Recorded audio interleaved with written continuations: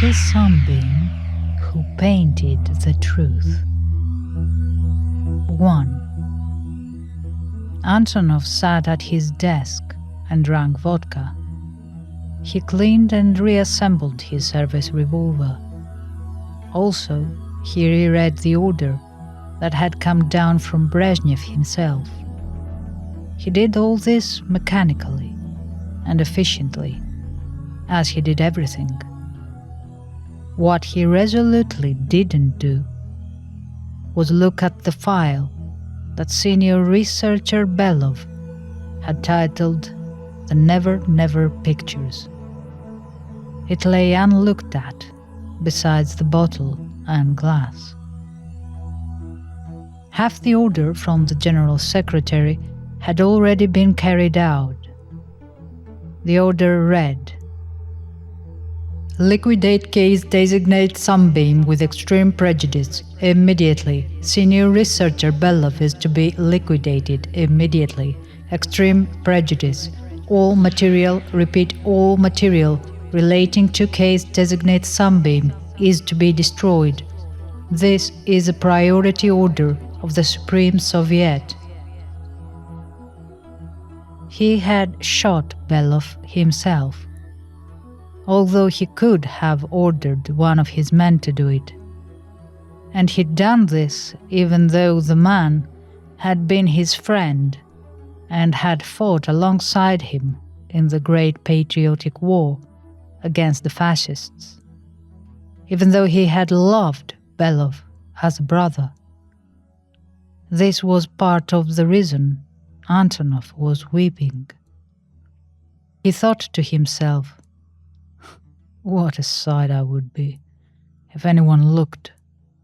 These tears would look either completely ridiculous or completely horrific, because they don't belong on the face of a man like me.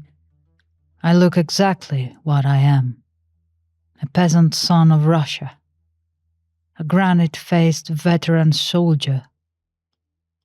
Then again, he reflected, that's probably only what a foreigner would think, an American or a Frenchman, an Englishman. My own kind would understand all too well, and perhaps say the old proverb, what does a Russian want with greatness, when all he desires is tragedy? The present situation was certainly tragic, he reflected. But it wasn't tragic because he had just shot his best friend. Nor was it because case designate Sunbeam was a 10-year-old girl called Tatiana. It was tragic for very different reasons. 2. Tatiana had come to the attention of the KGB over a year before, and through them to the notice of the department that was headed by Belov and himself, a department that was simply known as Sensory Research. Antonov was officially head of security, but as he was also KGB himself, his remit was somewhat more extensive. The girl was a resident of an orphanage. It was common knowledge that in the workers' paradise, the state orphanages were particularly hellish places. Also, that the ones where disabled and retarded children were warehoused in were the ninth circle. This wasn't surprising in a country where even the veterans of the Great Patriotic War who had lost limbs were sometimes called samovars. The girl lived in one of those places in Moscow. She walked with a pronounced limp because one of her legs was slightly twisted. She was also slow, spoke and acted like a much younger child. In some ways, she was lucky the home where she lived was one of the better ones. although this only illustrated how abominable the bad ones were. Also, she spoke and liked to speak. Many of the kids in those places stopped or were so neglected they never even learned how. Sometimes the children in the orphanage were actually given things to do, rather than left to rock back and forth. One of the orderlies had given the girl some paper and crayons and told her, "Do me some flowers." And the amazing thing had happened. 3. The orderlies had discovered she could draw, paint. Some of them had been selling the pictures she made in Gorky Park, in one of those markets behind the bandstands. The market didn't officially exist any more than the homeless or the prostitutes existed. The pictures were good, very good. They had discovered something else. If you asked Tatiana to draw something, she would draw it. It wasn't even necessary to get rough with her. Usually, she wanted to draw, wanted to paint. She could produce them very quickly, could deliver the goods, as one of them put it. One of the nurses who was involved had said, "Paint a Siberian tiger," and the girl had. Later it had occurred to the nurse that it might be a bit strange that Tatiana, who couldn't read or write and had a mind like a not very bright 4-year-old child, even knew what such an animal was. And partly as a joke, and partly out of real curiosity, the nurse had said to the girl, "Paint me a picture of what my husband is doing."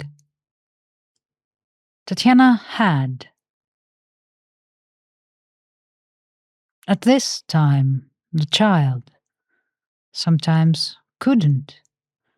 Or she could, but not one of the paintings the staff at the orphanage called the good ones. Sometimes it was just a childish mess. And she couldn't understand the difference, or why the grown-ups shouted at her for one kind of picture and not another. It wasn't like it had been after Beloff had got to work and perfected what he called the process, which involved putting the child into deep hypnosis, made deeper and more stable with certain drugs. Because you had to ask her to paint or draw something specific and something real. It always had to already exist or to have at one time existed. And the times when the child couldn't had explained some of the cigarette burns on the little girl's arms and other marks. Those marks were one of the main reasons Antonov, Beloff, and their entire personnel, both military and scientific, were very happy that the staff of State Orphanage Number 7 had been taken into this very complex, interrogated with severe methods, and then shot. Because Tatiana had painted the nurse's apartment, her husband and the nurse's best friend, and she'd painted a picture that left no doubt about what had been going on. Even a birthmark the man had that was only visible when he had no trousers on. The nurse had tried to kill the man and her now former best friend. And when the police got involved, it came to the attention of the KGB. 4. The complex where the child had been taken to live and where the staff of State Orphanage Number 7 had made their briefer visit was located deep in and deep under the Siberian wilderness, just above the Arctic Circle. There was no way in or out, except by air, via the airbase built above. Distance, wolves, and the cold would kill you if you tried to walk out. Not that anyone tried. The complex was ultra-modern, bright lit, clean and efficient, also well supplied with everything the personnel needed. In short, it was well run. In a country where the tap water sometimes came out as grey sludge, and where everything from the power supply to basic goods couldn't be guaranteed, this was not to be dismissed. Furthermore, the personnel were all the best at whatever their job was. Even the permanent Soviet personnel, normally notorious for the skill with which they stole as much as possible whilst doing as little as possible, were well motivated.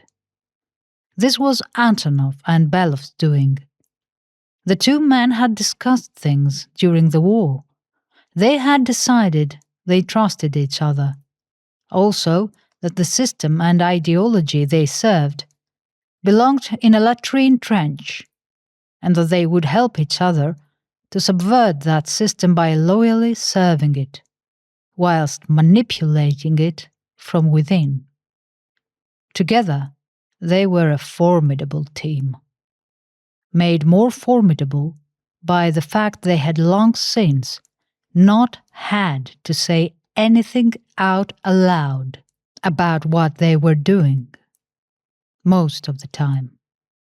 They were also both too clever to confuse their actions with a desire for actual change in the system.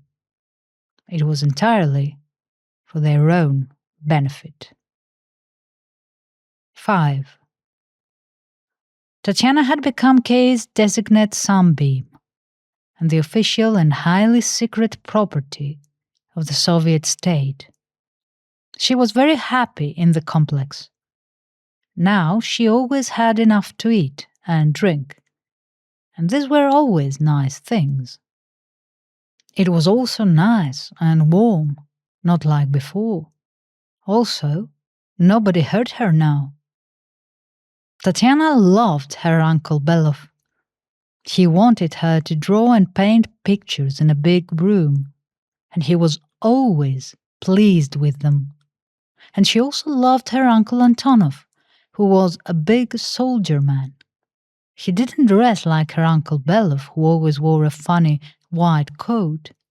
In fact, she loved all the grown-ups in this place. There was always a nice lady to look after her all the time. She had a nice soft bed and lots of toys. When Belov presented her with a black kitten, her squeals of delight, her joy, had been boundless. 6. 6 months before, Antonov had stood, face impassive, at the back of the conference center in this very complex. Internally, he had been grinning and laughing at the reaction of the audience as Belov gave his report, played them the film. The audience had included 3 Politburo members, 5 generals, and various scientists and party functionaries. Antonov had thought he'd spotted some of them begin to make the sign of the cross before remembering themselves. He'd found it delightful. He remembered Belov's words. "This is the part of the process that I call priming. As you can see, Kay's designate sunbeam has been injected with nothing more than a combined stimulant and sedative. Also, a very mild hallucinogen. Full details are in the report before each of you. The subject has also been placed by me in a state of deep hypnosis. Prior to perfecting this part of the process, successful outcomes only occurred between 60 to 70%. As you can see, we are now up to between 80 and 90%. At Belov's signal, The projectionist restarted the film. Belov and the little girl in the room beside her living quarters, her black kitten contentedly asleep on her lap. The girl sat unmoving, face blank. The senior researcher was giving her precise instructions in a quick staccato voice. He used vocabulary that Tatiana couldn't possibly have understood. Another signal. The film stopped. Case designate Sunbeam is now primed. We now move to the second phase. The subject's psychic abilities have been deliberately focused through subconscious means. They are in a kind of latency. The next stage is activation. Before we move to activation, I would like to thank our political officer. He helped us select those non-sensitive samples of Sunbeam's finished work to show to Soviet artists, psychologists, and other experts. This revealed one of the most interesting subsidiary results. They all agreed that the individual brushstrokes and so on revealed the kind of technique, if it can be even termed this at all, found among very small children, severely impaired adults, and those individuals with poor muscle tone and coordination. Exactly how this translates into the clear and remarkable results Sunbeam produces was and is something they could not agree upon. Both Antonov and Belov hated the Commissar. Both knew how to manipulate him. Fear and vanity. We now move to activation. On the film, the child played happily with Belov. They played with a ball. Quietly, in simple language, he told her what he wanted her to paint. She was pleased and laughed happily. Tatiana loved her cat and liked to paint him, and she loved Belov. The animal was taken from the subject and placed in a room with a copy of the test image on the wall behind it. As a control, animals of the same kind were placed in other rooms, with both the same picture and various others. I especially ask you to note that as another control case designate Sunbeam was given no relevant information. Then, case designate Sunbeam was asked to paint the animal and where it was. On the screen, the child painted. She was very happy and at ease. She and her uncle Belov were playing a game with her cat. It took Tatiana about half an hour. How this was even possible was the least remarkable thing. On the screen, they watched as she painted her cat asleep on the floor of a room empty other than for a huge copy of Rembrandt's The Night Watch on the wall behind the sleeping animal. In Tatiana's picture, she had reproduced this exactly. The Rembrandt had been the test image. As an example of so-called distance painting, this was a remarkable result, as I'm sure you will all agree, but even more useful and extraordinary outcomes were soon obtained. The same process, but this time Belov asks Tatiana to paint the room where he's going to take her cat the next day. As a control, there are 4 rooms. Only one of these has a copy of a picture in it. In this case, Bosch's Garden of Earthly Delights. She paints this. This is a successful result. On the screen, Antonov and Belov walk into Tatiana's room. Antonov gives her back her cat. She hugs the big soldier man and gets him the childish picture she's made, giggling at his thanks. 2 men holding the hands of a little girl. She'd included the cat. 7. We now move to our most important results, which I have designated as field tests.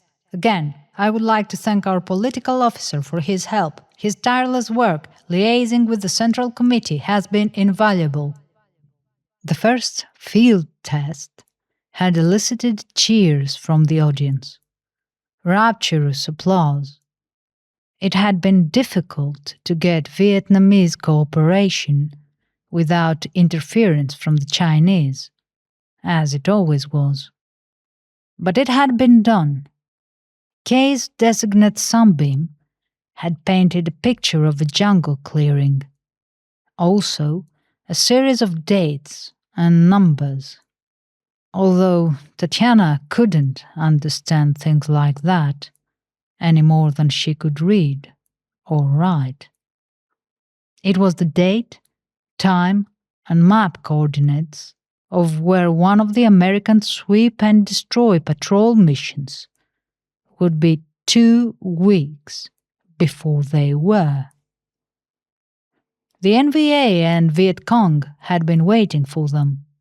The Americans had suffered 80% casualties.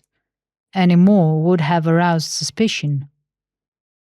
In a corner of the painting Tatiana had made, there had been a strange thing.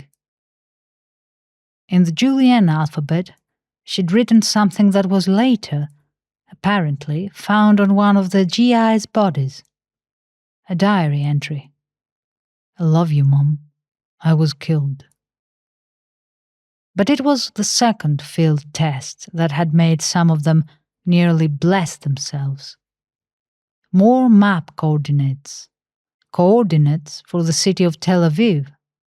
In the painting, the huge silo under the city could be clearly seen. In huge Hebrew letters on its mile-long floor, the words, "Never again." Tier on tier they rose and disappeared into the distance. Apparently, the Joshua-class missiles could reach anywhere on the planet several times over. She had also drawn schematics for the Gomorrah thermonuclear warheads, each of these at least several thousand times as powerful as the American one that had destroyed Hiroshima. Some prejudices were far stronger and older than communism. Antonov had heard one of the general motto, "Only they would put it under there. Now no one could give them what's coming to them, even if they don't launch a big dirty bomb." Later Belov had continued. "Obvious questions are raised. What kind of phenomena are we dealing with? Personally, I find terms like supernatural or paranormal politically unsound. Also, they are simply bad from a utilitarian and semantic point of view. I have discussed this with our brilliant political officer. I prefer my own term, from one of my books on folklore. The General Secretary was kind enough to write the introduction to the one I have in mind. The rare normal phenomena, a phenomenon which will one day be completely explained by sound Marxist-Leninist science. I wish to emphasize this point. It refers to purely mechanistic factors, but these occur so rarely and at such wide, extenuated points in space and time that we don't yet understand them. In case designate Sunbeam, we have captured one of these phenomena. For the Soviet people, more applause and congratulations." And Antonov knew that Belov had gone on to lie to them. But only about things that didn't matter, and for everyone's good. Firstly, he told them that comfortable conditions for the test subject improved the results. They didn't. But why not get a good deal out of these pigs for the girl? They had both grown fond of her. What difference did it make?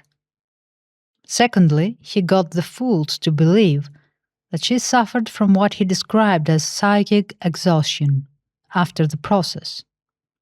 This would let them control the information they let the idiots have. They had taken the girl for a walk around the base perimeter, and he'd asked, "What if they want something like the American launch codes?" Psychic exhaustion was the answer, or part of an answer. Chief researcher Belov had also mixed the lies with truth. It was true that the girl's mental condition meant that she would be virtually impossible to turn by a foreign power.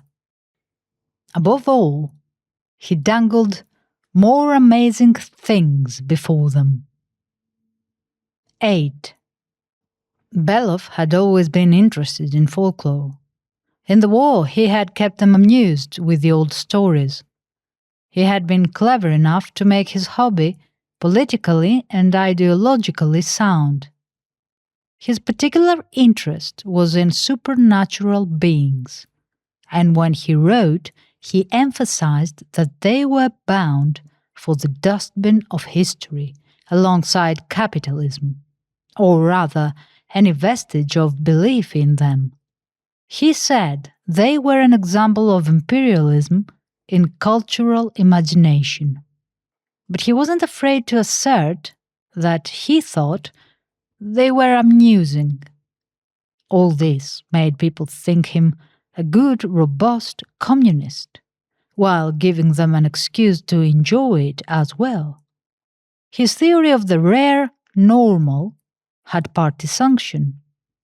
Besides, it was just a hobby. All men are sometimes tempted beyond what's called common sense. About 3 months ago, he went to Tatiana and told her to paint him a fire-breathing dragon. Nothing happened. The girl could only produce what was real, or had once been real. Already he had given her a series of instructions to paint a man lying on his deathbed. Also, the people who had been in the room. The man had been called Napoleon Bonaparte, and Sunbeam had done as he asked. But he had said the names of other things, and she painted them. And when he closed his eyes, he could see those things. One of the worst had been a thing with red eyes and a clown-white face, long teeth, and hands that seemed to reach from the canvas. But not the worst. When he saw that one, he began to go mad. It was as simple as that. He hadn't told Antonov what he was doing. 9. Belov had gone completely insane. One day in the canteen he had started to rave and weep. They were wrong, so wrong. He had said the most terrible things, screamed that they should build the church on the blood, on the place we murdered the little father and his family. And that was the list of what he said. The political officer had been apoplectic with rage, ordered Belov arrested. The political officer was now dead. He had looked in the Never Never file and shot himself. Antonov had looked, and what he found made everything a tragedy. He and Belov should have fought them long ago. Them, and go out. No, they should have tried to destroy them. Been the good Russian men a certain woman had waited for in vain to come to a house of special purpose to save her and her family. Now he was going to try and save Tatiana, and they would probably kill them both. But he would try. He didn't blame Belov. It had just been too much for him. For Sunbeam had painted a picture of Vladimir Lenin, and whispering into his left ear the ghostly but unmistakable form of a demon. And this was today's story. Until our next amusing little tale, Stephen and Naya wish you farewell.